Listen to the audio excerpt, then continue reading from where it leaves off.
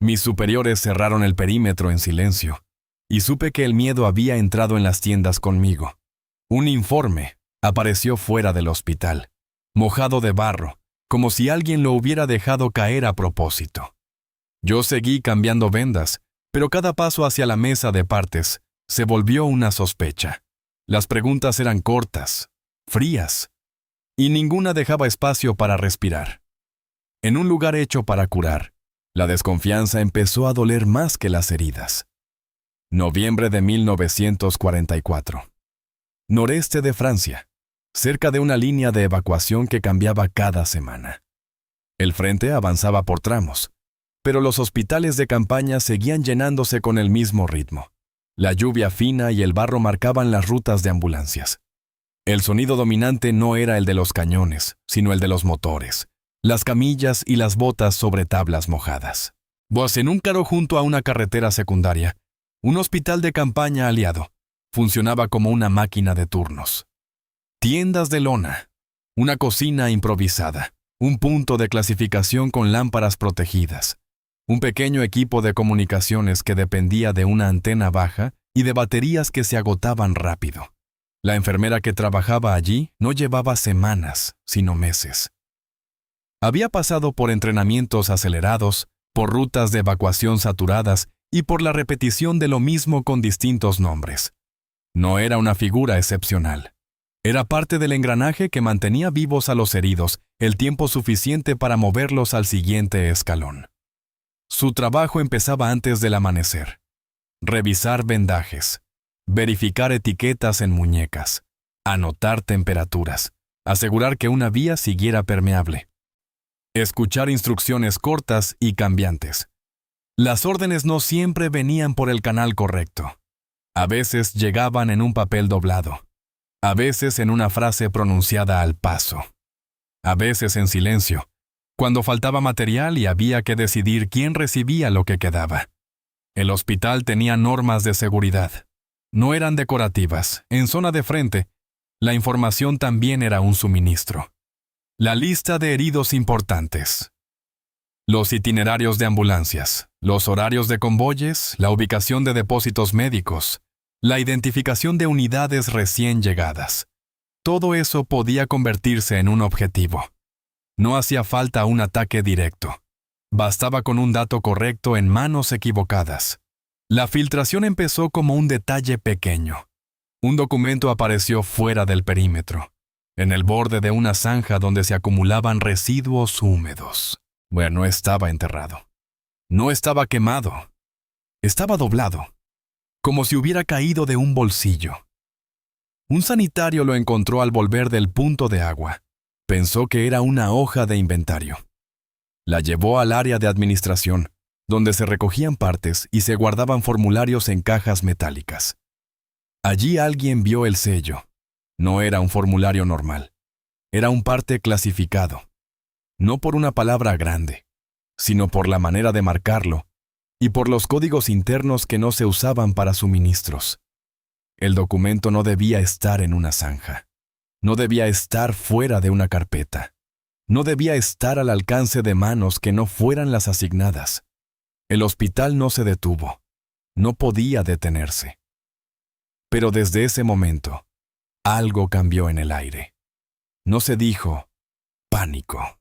No se dijo espía. Se dijo control. Se dijo revisión. Se dijo procedimiento. El oficial administrativo reunió a su gente en un rincón seco de la tienda. Pidió calma. Pidió silencio. Pidió que nadie comentara nada acerca de pacientes. Pidió que se anotara quién había tenido acceso a los papeles durante las últimas 24 horas. En un hospital de campaña, acceso era una palabra elástica. La mesa de partes podía estar a 2 pasos de una camilla. Un mensajero podía entrar con barro hasta las rodillas. Un operador podía dejar un sobre y salir sin mirar. Una enfermera podía recoger un papel para usarlo como soporte improvisado y devolverlo luego, sin imaginar que no era un papel cualquiera. La enfermera fue llamada esa misma tarde. No la llamaron a la tienda de cirugía. La llamaron a una tienda más pequeña, con una lámpara tenue y 2 sillas plegables. El tipo de lugar donde se pedían explicaciones sin levantar la voz. La razón era sencilla y brutal. Ella había estado cerca del circuito del documento, no por una sospecha moral, sino por una coincidencia de rutina. Había llevado un registro desde la zona de clasificación hasta administración. Había entregado un paquete de etiquetas. Había pasado por la mesa de partes con las manos ocupadas y sin tiempo para mirar. Los interrogatorios discretos no tenían el tono de una novela. Tenían el tono de un horario apretado. Preguntas breves. Fechas. Rutas dentro del campamento. ¿Quién estaba de guardia? ¿Quién recibió qué sobre? ¿Quién vio a quién junto a la mesa? Ella respondió como respondía siempre, con precisión de trabajo. No tenía nada que adornar. No tenía nada que confesar. Vos podía reconstruir sus pasos con la misma claridad con la que reconstruía una tanda de medicación. El problema era que la precisión también podía parecer frialdad. Y en tiempos de tensión, la frialdad se confundía con control. El documento, además, no era inocuo. Contenía referencias a movimientos logísticos. Incluía nombres de puntos de recogida. Mencionaba un cambio de ruta por amenazas en una carretera principal. Era información suficiente para que alguien con intención de dañarlos ajustara un ataque o un sabotaje. El mando del hospital no podía permitir que aquello se repitiera, y no podía permitir que se asumiera como accidente sin pruebas. La vigilancia interna empezó sin anuncios. Un guardia extra cerca de administración. Un registro más estricto al entrar a ciertas tiendas. Un control de bolsillos en turnos aleatorios. Un conteo de formularios al final del día. Para los heridos, nada debía notarse. Pero para el personal todo se volvió más pesado. No por las normas, sino por lo que implicaban. En un hospital de campaña, la confianza era una herramienta.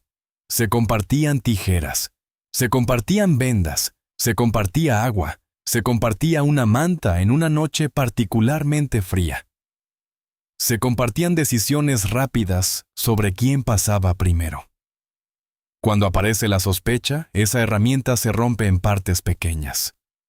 No se rompe con un grito, se rompe con miradas, con silencios, con pasos que se detienen un segundo más de lo normal. La enfermera lo notó en lo inmediato. Una conversación que se apagaba al entrar. Un sanitario que evitaba pedirle ayuda en administración. Un operador que ya no dejaba sobres sobre la mesa, sino que esperaba entregarlos en mano. Vaya, no las acusaron formalmente. No la apartaron del servicio. Pero su nombre quedó asociado a una pregunta que nadie quería tener que formular. La presión militar no era abstracta. Se manifestaba en demandas de rapidez. En órdenes que cambiaban por el avance o por un repliegue. En instrucciones contradictorias entre unidades que no compartían el mismo mapa actualizado. Los errores de seguridad no venían de maldad, sino de saturación. Faltaban manos, faltaban cajas metálicas, faltaban clips, faltaba luz, faltaban minutos. Ese era el terreno donde un documento podía terminar en una zanja, y ese era el terreno donde una persona podía terminar bajo sospecha, sin haber hecho nada. Mientras se investigaba, el hospital recibió una oleada nueva de heridos. Un ataque de artillería había golpeado un cruce. Llegaron camillas con barro endurecido en la ropa. Llegaron hombres con quemaduras por combustible. Llegaron heridos que no hablaban, mirando un punto fijo. La enfermera volvió a su rutina porque no había alternativa. Pero ahora cada gesto era observado de otra manera. Si se acercaba a administración, alguien anotaba mentalmente que había estado allí. Si llevaba un sobre, alguien quería saber para quién era. La investigación interna no era un tribunal, era un mecanismo de contención. El objetivo era cortar un riesgo, no repartir justicia. Pero el costo humano estaba ahí, en cada turno. El mando ordenó revisar el circuito del papel. No solo quién lo tocó, sino cómo viajaba la información dentro del hospital. Quién escribía, quién copiaba, quién archivaba, quién destruía lo que debía destruirse. Ahí apareció el primer fallo real. La hospital tenía un procedimiento para quemar residuos sensibles, pero el punto de combustión se había movido por seguridad, lejos de las tiendas principales, y en días de lluvia se usaba menos. Había días en que los papeles se acumulaban en una caja temporal. Temporal era una palabra peligrosa. También había un fallo de coordinación entre turnos. Un documento podía estar en la mesa a las 18:00 y seguir allí a las 02:00 si el siguiente turno asumía que el anterior lo había archivado. No era negligencia individual. Era una grieta del sistema. Aún así, el mando necesitaba una conclusión. No podía dejar la situación abierta, porque en cuanto una sospecha flota sin resolver, crece sola. Los interrogatorios se ampliaron. No solo a personal administrativo, también a mensajeros, a conductores de ambulancia que entraban y salían, o hacia personal de cocina que pasaba cerca de la tienda de partes, a un traductor asignado temporalmente para algunos prisioneros heridos. La enfermera fue llamada por segunda vez. Esta vez, con preguntas más concretas. Si había visto a alguien junto a la caja temporal. Si había visto a alguien guardando papeles en el bolsillo. Si conocía a un sanitario que había sido reasignado 3 veces en 2 semanas. Ella describió lo que podía describir. Y dijo lo que no podía decir con certeza.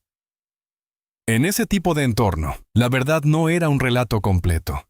Era una serie de fragmentos honestos. El hospital también enfrentaba el riesgo físico del enemigo. Había avisos de aviones en días despejados. Había temor a infiltración en caminos secundarios. Se apagaban luces cuando se ordenaba. Se reducían señales innecesarias. Pues por eso el documento clasificado era tan grave. No se trataba de papel. Se trataba de que el hospital podía ser encontrado, anticipado o golpeado. Y se trataba de que el enemigo no necesitaba saberlo todo. Solo necesitaba saber lo suficiente. Un técnico de comunicaciones, ajeno al drama personal, hizo una observación que pareció menor pero cambió el rumbo. Había visto un sobre abierto en la mesa. No un sobre cualquiera. Uno de los que se cerraban con un tipo de cinta específica. Esa cinta no estaba rasgada. Estaba cortada. Cortada con una hoja limpia. Eso podía indicar algo simple, que alguien había abierto para leer y luego intentó cerrar de nuevo. O podía indicar algo aún más simple, que alguien había cortado la cinta por prisa. La diferencia importaba. Porque el espía era una hipótesis que absorbía todo. La prisa, en cambio, era una causa que explicaba demasiado. Se revisaron las tijeras asignadas a administración. Se revisaron cuchillas de bisturí guardadas cerca. Se revisaron hábitos. Y apareció una costumbre práctica. Algunos usaban cuchillas médicas para abrir sobres, porque eran más rápidas y no requerían buscar tijeras. Lo que parecía un rastro deliberado se volvió un reflejo de improvisación. Aún así, el documento estaba en una zanja, y eso seguía sin explicación. La tercera pieza llegó de manera casi accidental. Un conductor mencionó que, la noche anterior, una caja de papeles se había caído al cargar suministros. No lo reportó porque nadie resultó herido. Recogieron lo que vieron. Pero era de noche, llovía, y el barro lo tragaba todo. Esa caída no era un acto de traición. Era el tipo de accidente que ocurre cuando se mezcla oscuridad con cansancio. Se revisó el lugar. Se encontró un clip oxidado. Se encontró un trozo de cartón húmedo. Y se encontró una huella de arrastre hacia el borde de la zanja. La investigación se inclinó hacia el error logístico. No era una respuesta satisfactoria para quienes querían un culpable, pero era una respuesta coherente con la realidad. El mando reaccionó como reacciona una institución cuando se descubre que el peligro vino de dentro. No con disculpas públicas, con cambios rápidos. Se reasignó un punto de destrucción de documentos más cercano y protegido. Se estableció un conteo obligatorio de sobres al final de cada turno. Se prohibió dejar papeles en cajas temporales.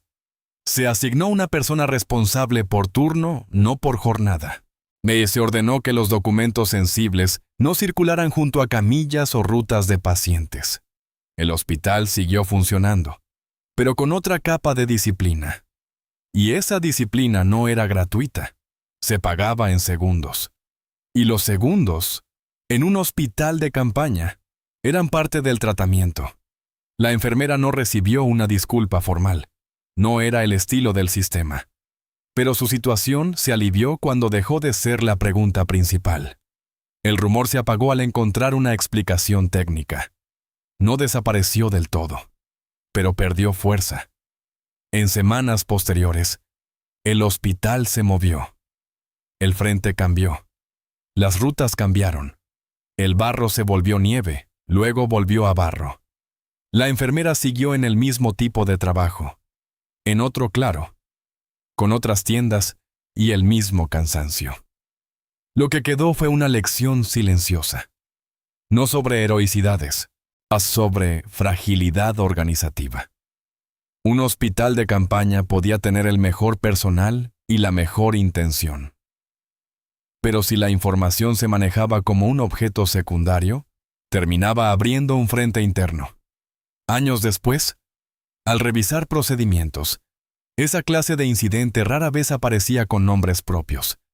Aparecía como brecha, como pérdida temporal de documento, como medida correctiva. La huella humana quedaba fuera. Quedaba fuera la sensación de caminar por una tienda y notar que alguien apartaba la mirada. Quedaba fuera el peso de responder preguntas sin entender por qué una rutina se había vuelto amenaza. Quedaba fuera la experiencia de descubrir que, incluso lejos del fuego directo, el miedo podía instalarse en un lugar de curación.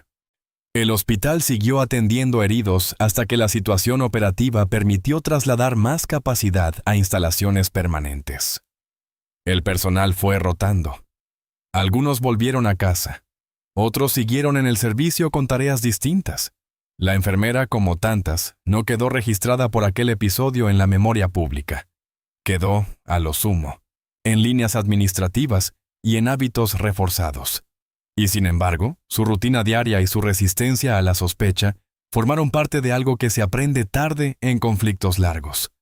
Que el sistema no solo combate al enemigo visible, también combate sus propios errores, y a veces hiere a los suyos en el proceso.